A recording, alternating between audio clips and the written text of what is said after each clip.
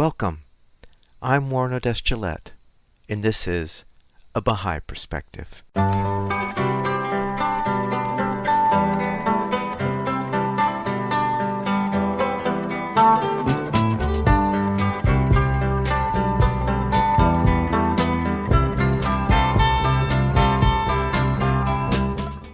Welcome to A Baha'i Perspective. I recorded an interview with Andrew Sperandeo on October 18th, 2022.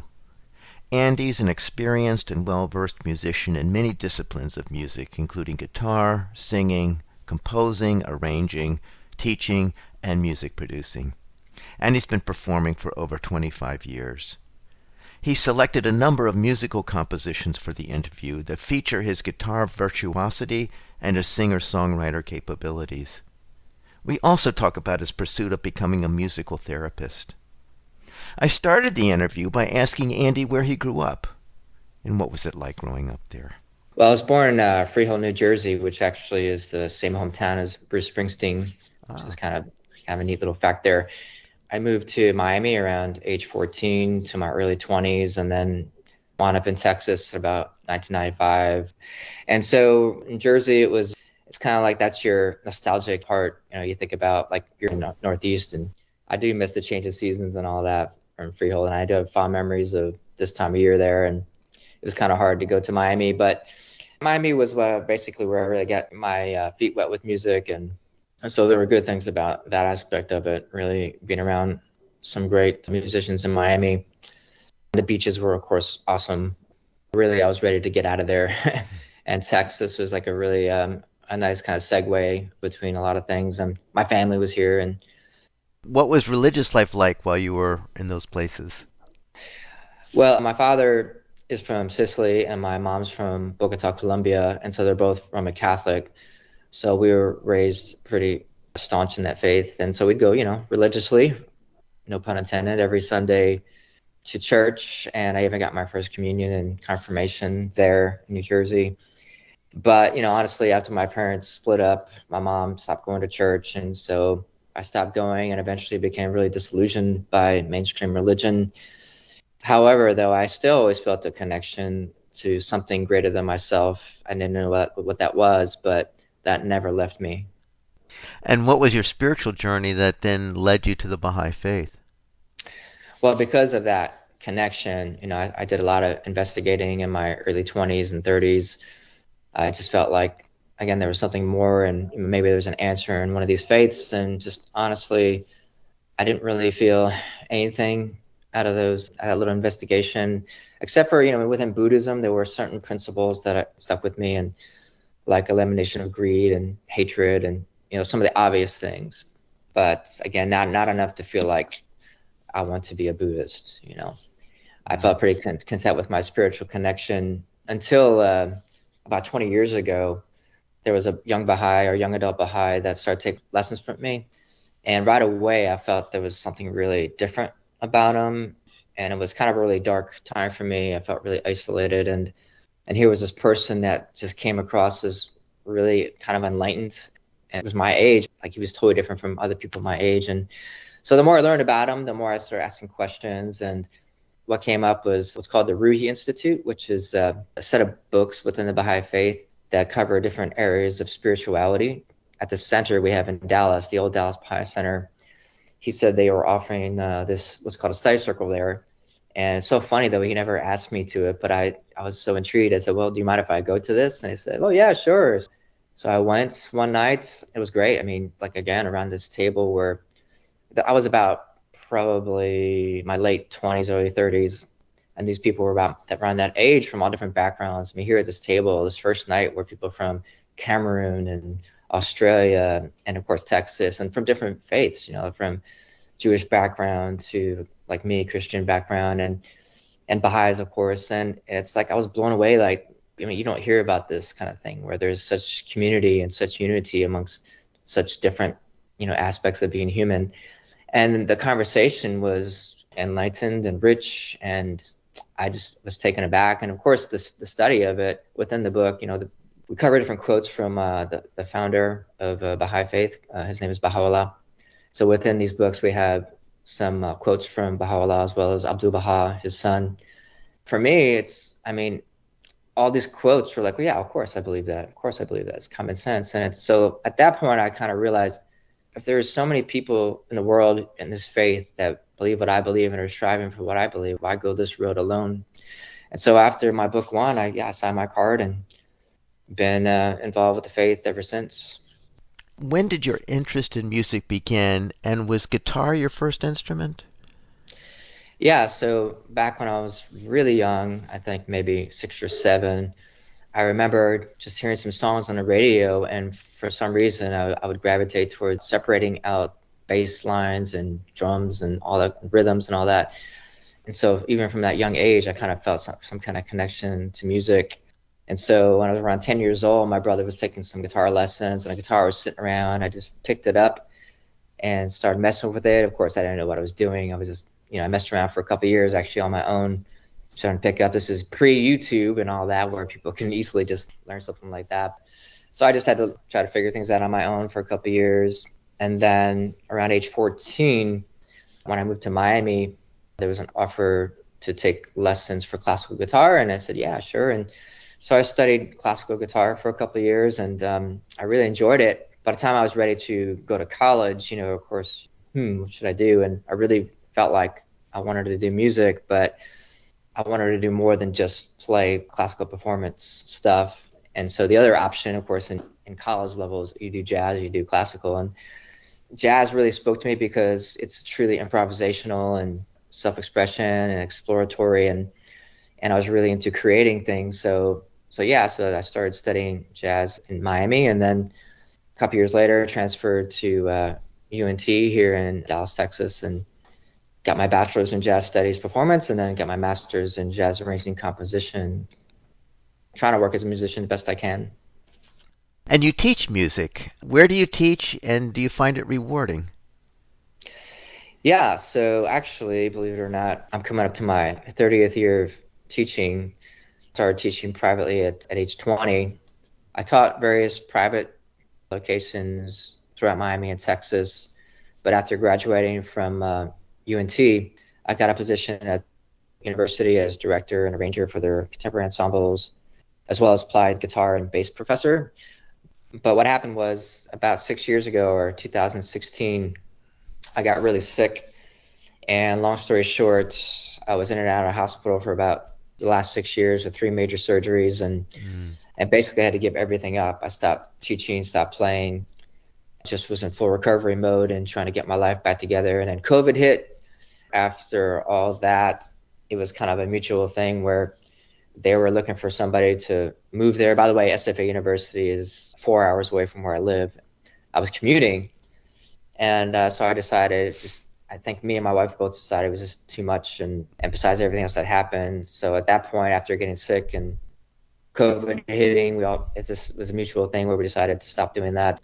But what happened during that time, I was introduced to a thing called music therapy, which to me made all the sense in the world to pursue this, because then music takes on a whole new life, not just for myself, but truly for service for other people. And it's sustainable, So essentially, I started a second master's program at TWU, it's Texas Women's University, a year and a half ago or so. And through that, I was offered a position at a company called KidLinks, which I currently work for. And I do therapeutic music entertainment for children in Children's Hospital in Dallas and Plano. I mean, I still teach and I still perform, but I'm really striving to have some more balance in my life than just teaching, essentially. So I guess that balance includes playing out and composing. Exactly. So within the music world, the balance would include teaching, performing, like you mentioned, doing music therapy, hopefully when I graduate, composing. And then outside of that, of course, is personally to be able to enjoy life, be able Right. to spend time with the family instead of just working. So Andy, I asked you to select a few songs you've written to feature on the interview. And the first one is called Honesty. And I listened to the song and I really like the complexity of the music in this piece. I'm assuming there are other people that play on this piece, and I'm wondering if you want to give a shout out to the musicians that play on this song. I asked some good friends and fellow colleagues from UNT play on a couple of charts in the studio a couple years back. And on sax is Alex Fraley, just an amazing sax player. Jeff Plant on bass, and Efran Mejia Guzman on drums and percussion, all professional musicians in the DFW area. And what inspired you to write this song and in this way? Well, as I mentioned, I always felt a connection to something more substantial. And so, as far as subject matter goes, it seems like whenever I write a lyric to a tune, it always gravitates towards some kind of spiritual quality. So, for example, this song, Honesty, I have other songs named Patience, Balance, Modesty, etc. As far as composition itself, well, that kind of stems from, different influences throughout my life or musical experiences. I always gravitated towards music that had, some more twists and turns in it, maybe not as simple and not always resolving the way you think they should. So for some reason, I kind of like to be surprised, in music. So I tend to write that way if I kind of hear things maybe going a slightly different way than where they should.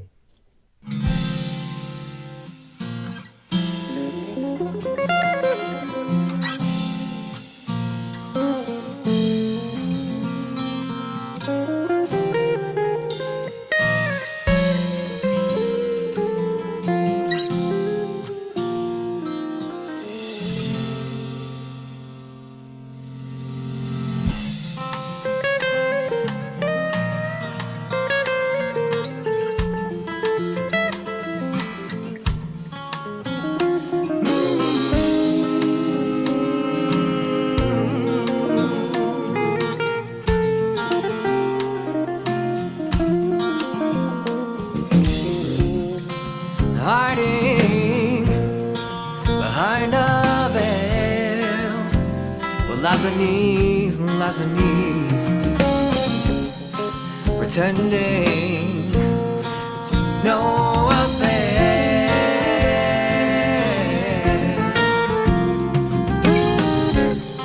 You're hiding beneath the mask. When do you see what you believe? Pretending to the last.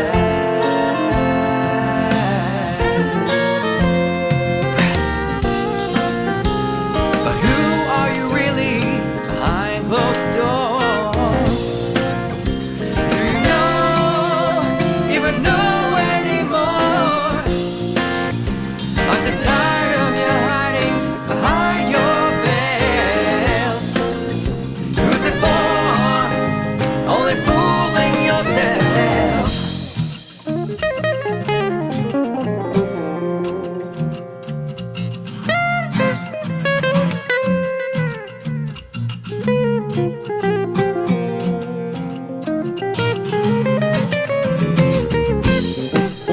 'Cause honesty is not like a punchline or to ridicule, no. 'Cause honesty will not be deceptive or lie to you, no. We'll never lie to you.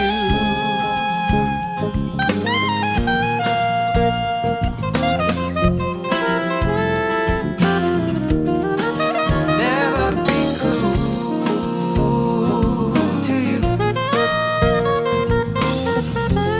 and never lie to you. Done lying to yourself. Down deep inside, you cannot hide, no. Sounds convincing, but only to yourself and no one else. You put faith in your ability to deceive, disappearing empty dreams. But were they really yours? Yours anyway? Who's to say? The scars we're reflecting upon ourselves can be undone, can be undone.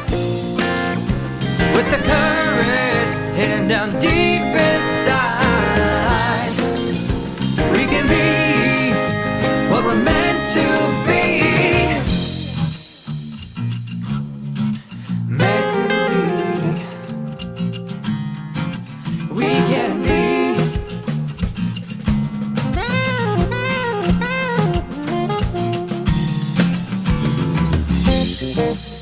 'Cause honesty is not all knowing, or boasting, controlling, no. 'Cause honesty will not be deceptive or be cruel to you. 'Cause honesty is not like a punchline or to ridicule, no. 'Cause honesty will not be defensive, no.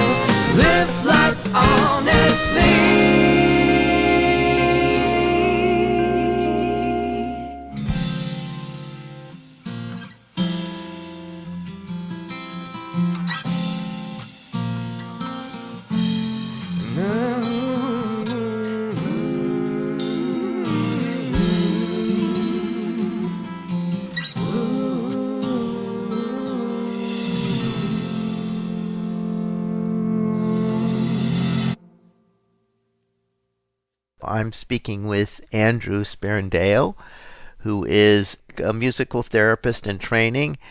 He is a composer, and we're listening to selected pieces that he chose to feature on this interview. And we just listened to the piece Honesty. Now, the next piece is Blessed is the Spot, and here you've put a prayer written by Baha'u'llah to music. What inspired you to write this melody for this prayer? So for this one, I tried to first and foremost pay homage to Dash Cross version. You know, there are certain prayers that have been put to music, Baha'i prayers have been put to music, that have become kind of like known repertoire by Baha'is. And so this is one of those, at least for what my experience has been, that, you know, most people tend to sing this melody for Blessed is the Spot. And so I started with that as my base, and then I heard a couple years ago the version on the Black Men's Gathering compilation, which is another group of Baha'is who put together a compilation CD. It has a lot of soul to it and all that. And I thought the harmonies were really awesome, and the chord progressions they chose was really great. So I just took those two and kind of mirrored them together, but also, you know, put my own thing to it, reharmonized it a bit, and created my own arrangement of it, and extended it out a little bit longer and different chord progression towards the end. But mainly those are the two influences on that one.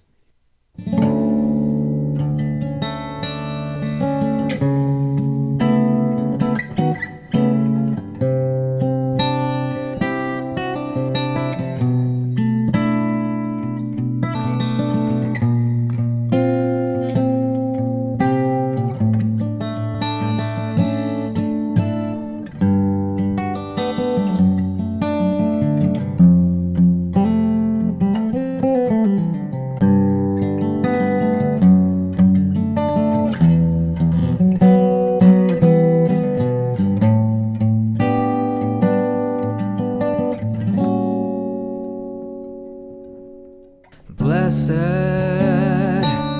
is the spot and the house and the place and the city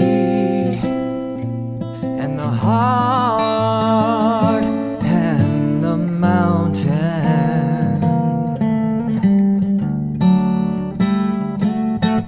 and the refuge and the cave and the valley and the land the sea and the island and the meadow,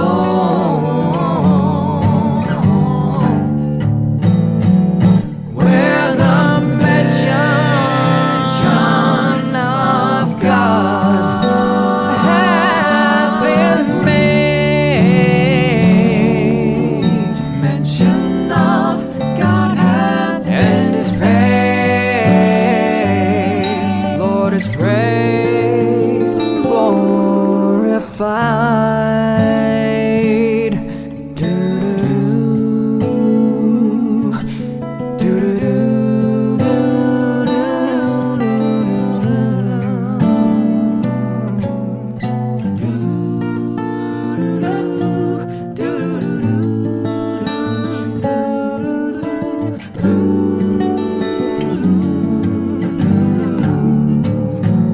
oh, where the mention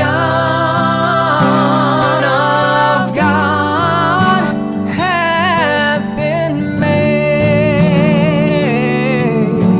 Mention of God hath His praise, His praise glorified,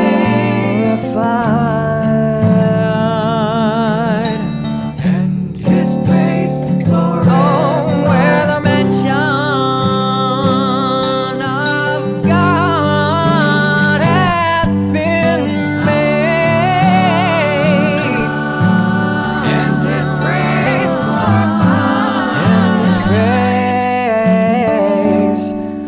His praise glorified.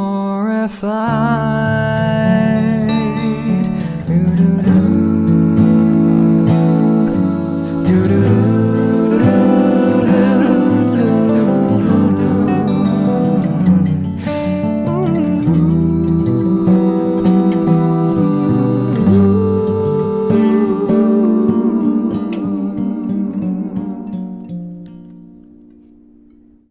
where the mention of God had been made. Mention of God had been made, and His praise, and His praise glorified.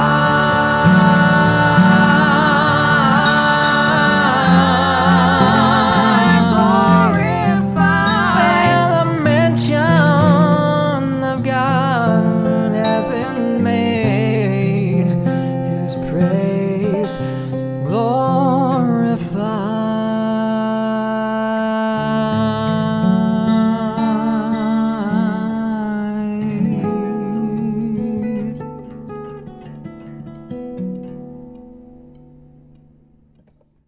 So I'm speaking with Andrew Sperandeo, who is a musician and is in training to be a musical therapist and is a composer. And we just listened to a song that he put together using the words from a Baha'i prayer written by Baha'u'llah to song, to a melody.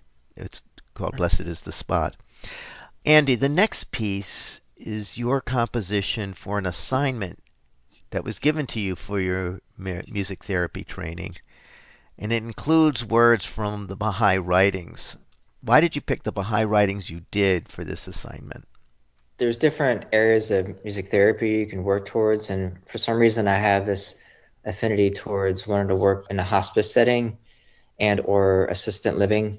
One of the areas where we were studying at this time is called context thinking, and within context thinking, part of that philosophy is that you try to find out more about what the person believes or stands for, and you apply that to the therapy itself. And so in this case, I created a setting where I was in hospice and imagined a person who was a member of the Baha'i faith and stood by the principles of the Baha'i faith. And so I try to choose writings that were appropriate for that setting, that would bring more peace to that person, while going through this difficult time in their life. So what inspired the melody for this piece that you wrote for your assignment? The melody was inspired by the progression or the chord changes that I wrote. In general, when I write a melody, I usually start with what naturally comes out while I'm playing through the piece. Basically, to evolve past the basic melody, sometimes I use tools like what's called common tones and voice leading from harmony to harmony. And so essentially after all that, that's what basically came out in this melody. Oh Lord, my God,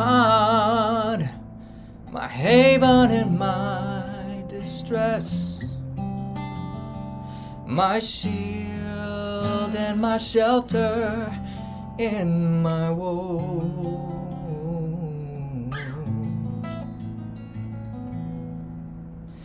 My asylum and refuge in times of need, and in my loneliness, my companion, and in my anguish, my solace. In my solitude, a loving friend, the remover of the pangs of my sorrows, and the pardoner of my sins. Only unto thee do I turn towards thee.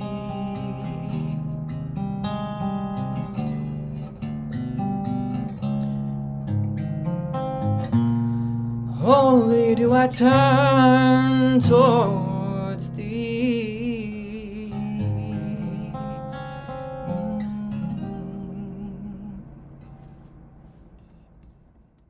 So I'm speaking with Andrew Sperandeo, who's a musician, guitarist, musical composer, singer-songwriter, and he's studying to be a musical therapist. And this last piece was a composition that he did for an assignment in his training based on the writings of the Baha'i faith. The next piece is The Moment of Now. So what inspired you to write this piece? So this is another one that, kind of geared towards that idea of developing some kind of spiritual quality. I think it all goes back to, when I was searching before I was a Baha'i, that I needed some kind of direction. So I was kind of giving myself direction through, or maybe I was, was God inspired and God was giving me direction through these lyrics. But this one particularly is to remind myself to continue to strive to obtain these qualities day to day. And so in the moment of now, as it sounds, it's like trying to live in the moment of now, appreciating what the moment has to offer, trying not to dwell on the past so much or worry too much about the future. So it was written around the time also I was doing also a lot of meditating and all that. So it's kind of like the idea about letting everything go and deep breathing and all that kind of thing.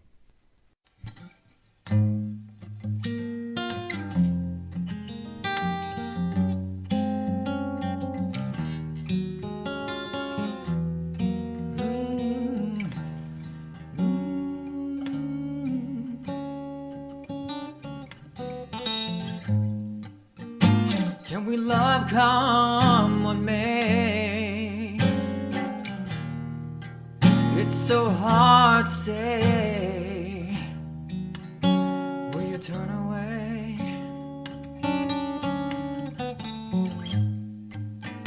Where there is no light, there's only darkness. Where there's love, illumines the willing soul in the moment of now.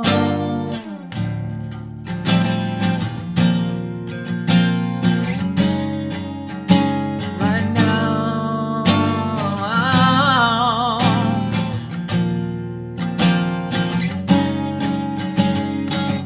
Power given us to spell by resentment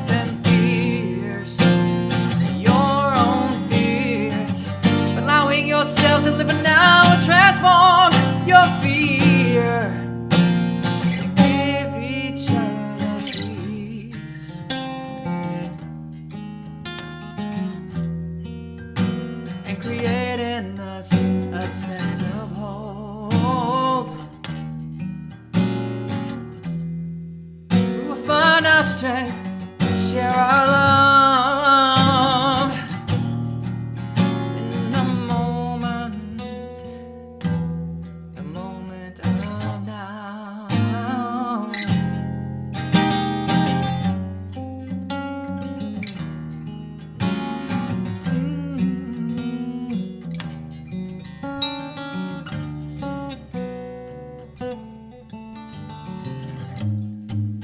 So very lovely is this moment. Oh, but can it last? You know, I don't really know, no. But does the question really matter? It only steals your power, but it can be found in the moment of now.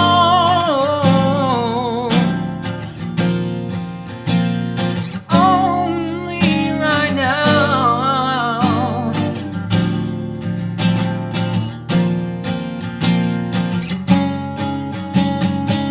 Living to love, we find out what's real and unreal. So unreal. We see each other, there's no room for pretending we are free to give each other peace, creating us all. Find our strength, share our love, the moment of now. Only right now.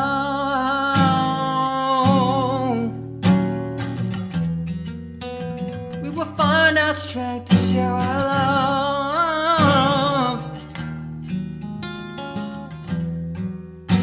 in the moment of now.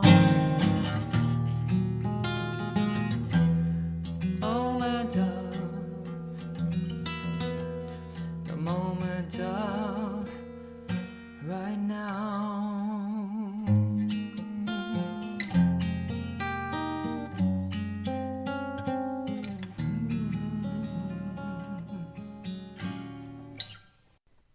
So I'm speaking with Andrew Sperandeo, a guitarist and singer-songwriter, and he's also in training to be a musical therapist. And we had just listened to his piece called Moment of Now.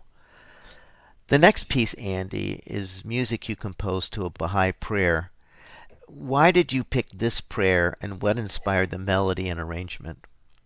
Well, this prayer is called aid and assistance prayer in the Baha'i faith. Has always been one of my favorite prayers to recite.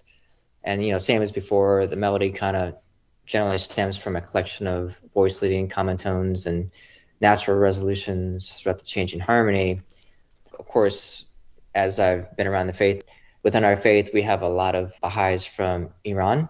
There's a very specific thing they do a lot of times called chanting. So they do a lot of Persian chanting of prayers at devotional gatherings or what have you. I mean, as a musician, I could really appreciate the complexity of what they're singing and how they're singing and the technique that they sing. So part of the song is I tried to emulate that a little bit. Like there's a bridge section of the song where it goes to what's called harmonic minor, which kind of has that dark minor sounds. And I try to capture little hints of that Persian chanting.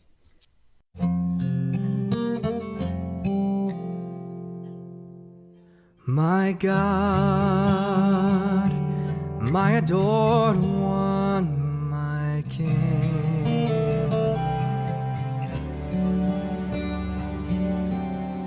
my desire,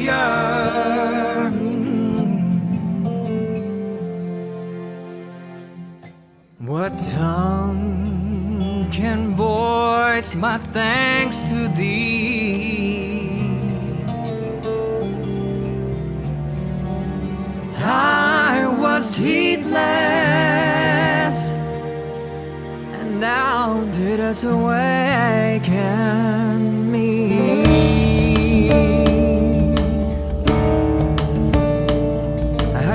back from thee.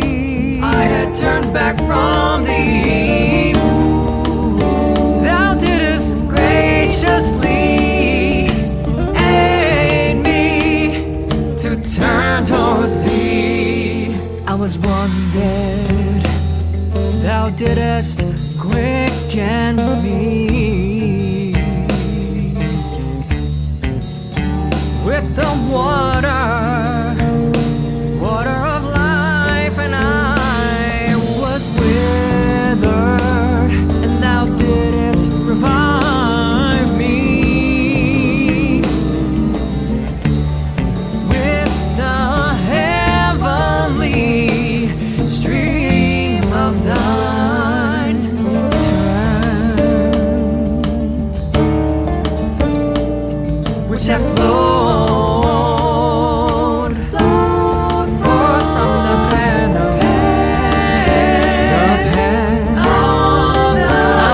how merciful, how merciful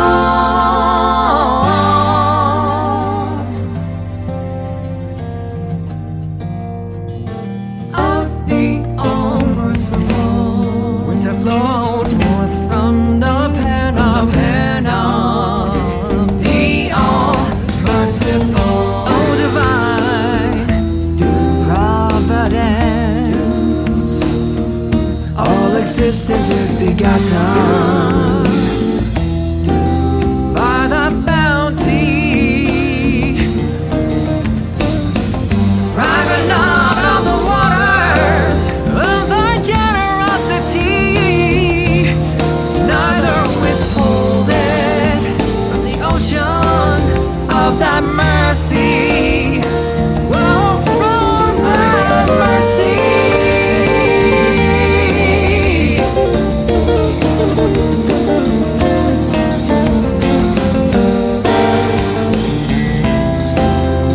From the ocean of thy mercy, the ocean of thine mercy, ocean of thine mercy. I beseech thee to aid and assist me at all times and under all conditions, and to seek from the heaven all thy grace, thine ancient favor, thine ancient favor.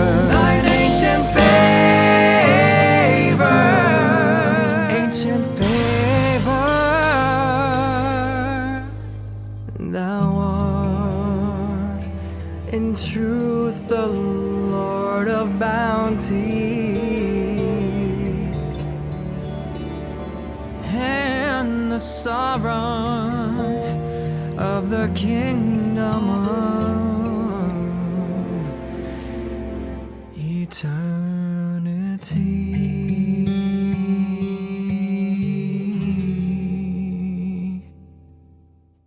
So I'm speaking with Andrew Sperandeo, a guitarist and musical composer and singer-songwriter, and he's training to be a musical therapist. And the last song we just played is a composition to a Baha'i prayer.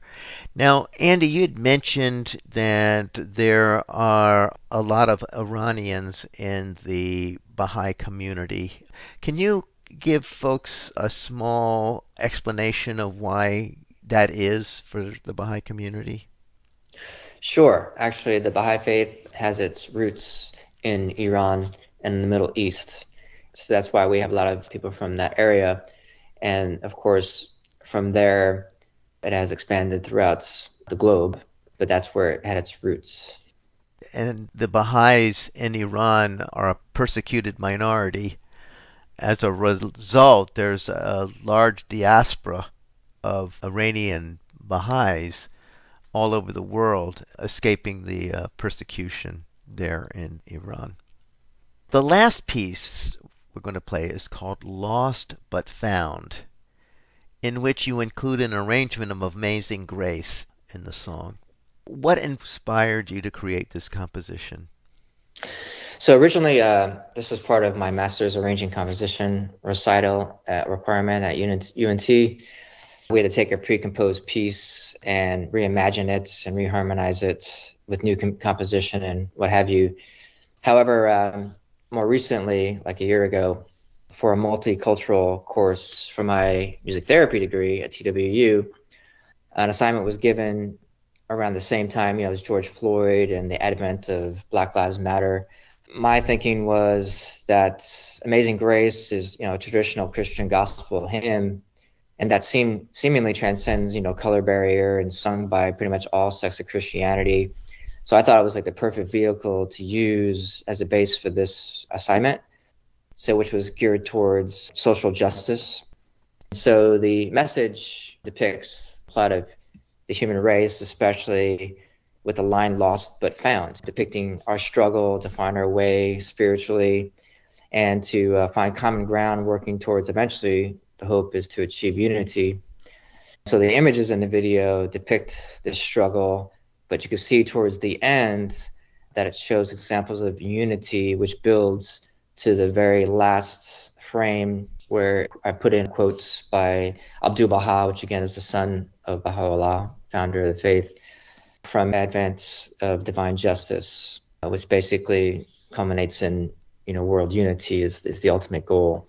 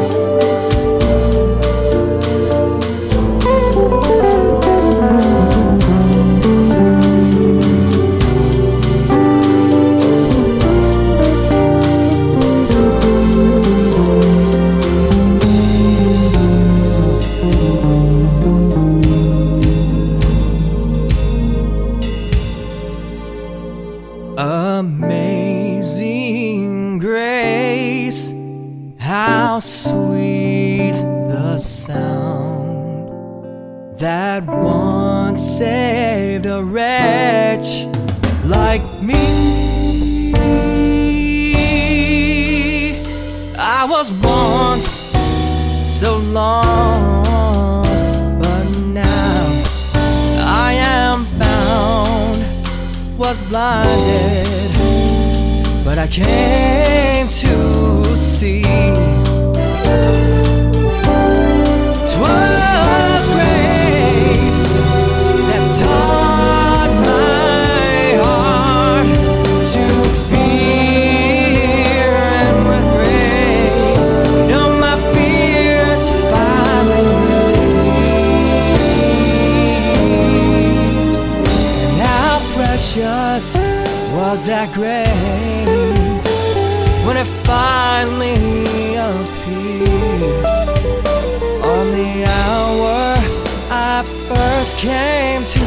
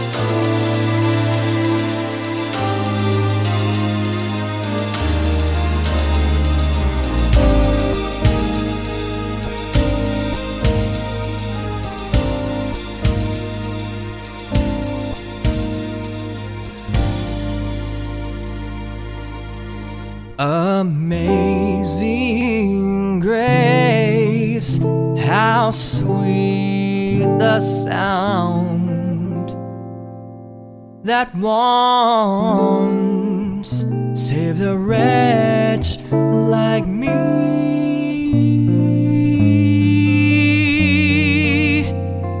I was once so lost, but now I am found, was blinded, but I came to see.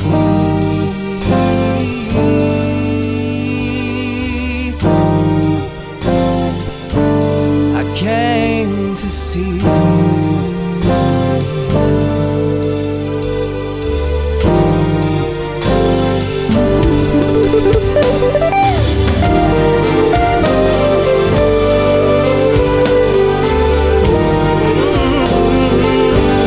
I came to see.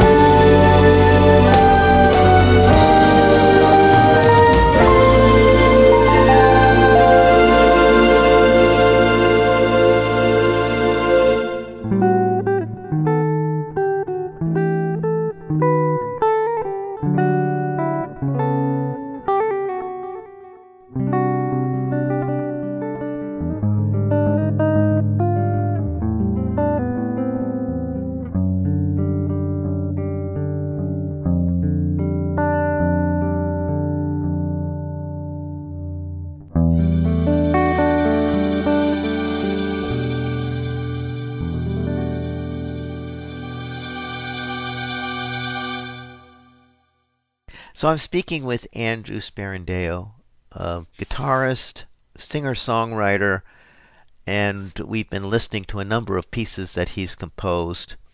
And the last piece is called Lost But Found, the foundation of which was the old hymn Amazing Grace.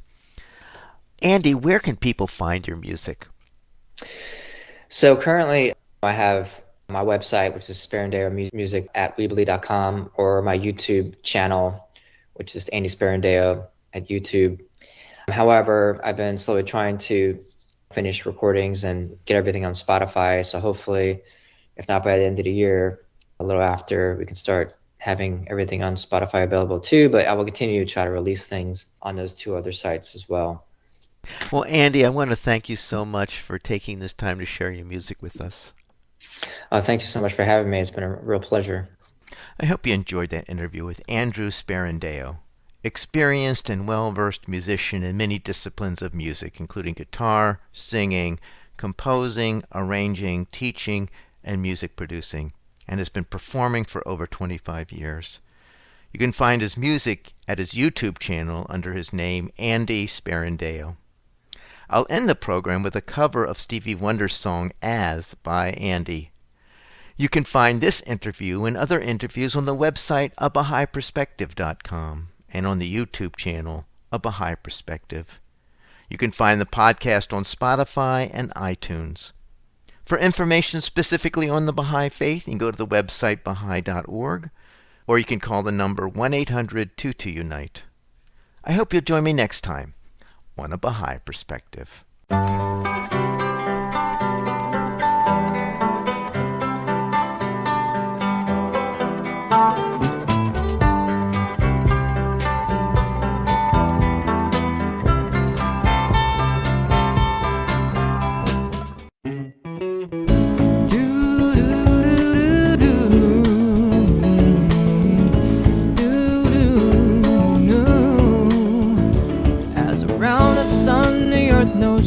Revolving, and the rosebuds know to bloom in early May. Just as hate no love's the cure, you can rest your mind assured that I'll be loving you always. As now can't reveal the mystery of tomorrow, but in passing we'll grow older every day. Just as all is born is new, I say it's true that I'll be loving you always, until the rainbow burns the stars out in the sky. Always. Until the ocean covers every mountain high. Always. Until the dolphin flies and parrots live at sea. Always. Until we dream of life and life becomes a dream. Did you know that true love asks for nothing? Her acceptance is the way we pay. Did you know that life is given love, a guarantee to last forever, or another day? Just as time to new move on since the beginning, and the seasons know exactly when to change. Just as kindness knows no shame, all your joy and pain, I'll be loving you always, until the day is night and night becomes a day. Always. Until the trees and seas just up and fly away. Always. Until the day that 8 and 8 and 8 is 4. Always. Until the day that is the day that are no more.